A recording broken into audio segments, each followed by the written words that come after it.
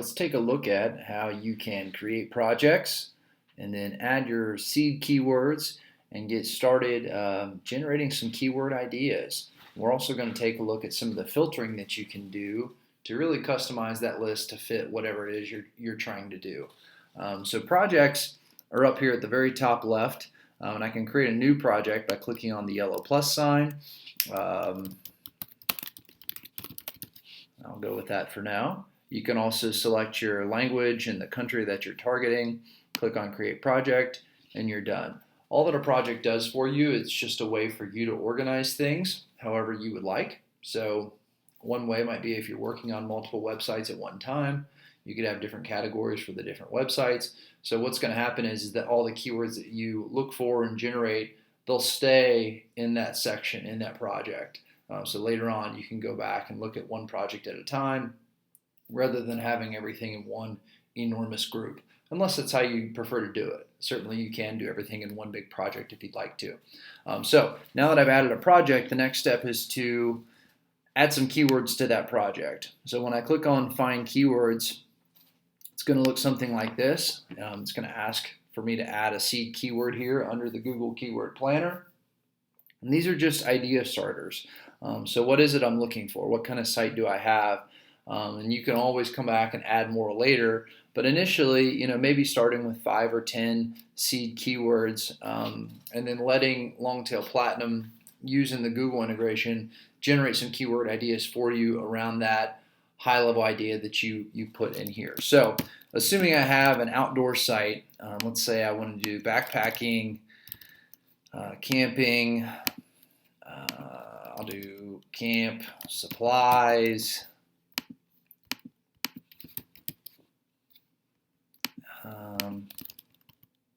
I'll do camp games, just for fun. All right, and so with any of these, I can go and expand the keyword here, and then I've got an include and an exclude field. And so as that sounds, I'm able to set a rule ahead of time to say I only want to see things that include the word backpack, for instance, and I'll leave that there. That way, anything that doesn't have the word backpack in it, it's just going to leave it out of your list. So I can pre-filter that way. Another thing I can do down at the bottom, and we're going to do a separate video about adding my own keywords, which is a platinum feature. But down at the bottom, I've got customized data and pre-filter. So let's take a look at each one of these things and some other things that you can do. Now, any of these would be across all of your seed keywords. So I have 5 seed keywords up there. So anything I set down here would be applying to all 5 of those. Just wanted to point that out. Any one of them, you can click on the little question mark icon and get some more details, and it'll kind of explain what that means. Suggested bid used to be called cost per click. And so that's a dollar amount that's set by Google, and we pull the data from Google. If you're using AdSense to monetize your site, it kind of helps you understand how much each click might be worth to you. So if somebody clicks an ad on your site, if that ad was about credit cards or debt relief or something like that, those clicks are probably very expensive. People are paying a lot of money for those ads.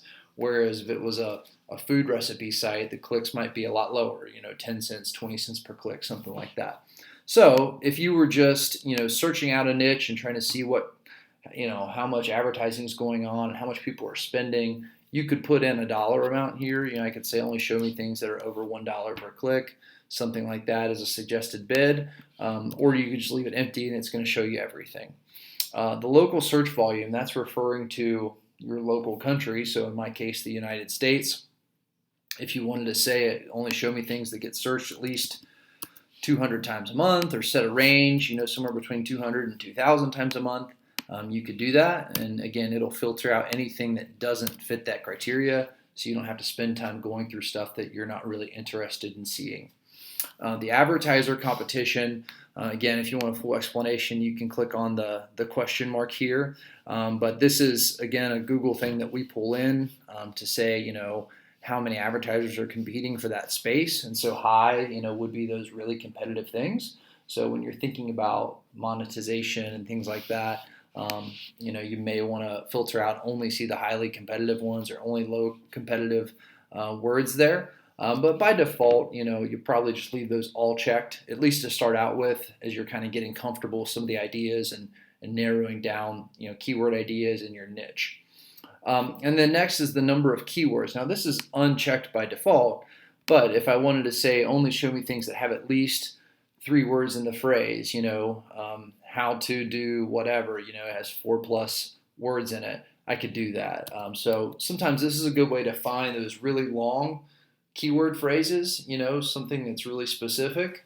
So if you'd like to set that, you can, and everything else will not be shown to you.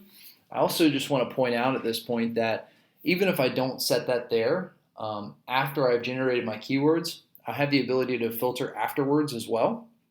So for a lot of these, you may just want to leave them as is, and then when you generate your keywords and really dive in, then I could say, okay, let me only see the things that have at least 5 words in the phrase. And then everything else will just disappear and you don't have to look through it. So you don't necessarily have to make this decision right now.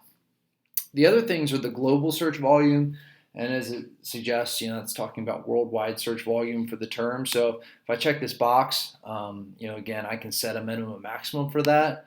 The domain availability, so if you're looking for an exact match domain, so if I was saying, best dog food, let's just say that was the keyword, best dog food, this would show me, I could turn it on for each extension here, let's say .com, .net, .org, the system will search and see if bestdogfood.com, bestdogfood.net, bestdogfood.org, it'll tell me whether or not those domains are available. So if you're interested in that, simply check this box, pick the ones that you want to see, and Longtail Pro will search for that for you. And then the Google title competition. If you want to set this up, this will take a little bit longer to run because there's a lot of data to pull in. But basically what that does, it'll give you a number, and again, whatever the keyword is, so let's just say best dog food again, just as an example, and it'll tell you how many of the Google results actually have that exact phrase, best dog food, in the page title that's ranking. So you can do a little bit of digging on that. It's maybe a little bit more advanced if you're not familiar with it. And again, it'll take some time to run, but you do have that option, and it kind of gives you an idea. The point of that is to show you a little bit about the depth of the results there. Are there just hundreds and thousands of pages that have that phrase in their title? Might suggest that there's a ton of results that are already focused on that topic, or if it's a really low number, might suggest, hey, there's not overall, there's not that many pages that are really focused on this particular keyword. So that's sort of how you can use that. But again, that's something that even if you don't want to fetch it right now and you're trying to decide later on, you can always do it after the fact. So I could go ahead and generate these keywords and then come back and say, let's go ahead and pull the Google title competition for this, and the system can do it that way as well. So once you've preset any of the filtering that you want to do, the next step is simply just to click on Generate Keywords and Fetch Data, and Longtail Pro will start doing its thing. All right, so I paused the screen there for just a minute or so, and Longtail Pro did go ahead and generate all of the keyword ideas based on my seed keywords that I had inputted. You'll see that by default it shows you all keywords, so all 5 that I'd added, it kind of groups those all together, and I have just over 3,000 results from that.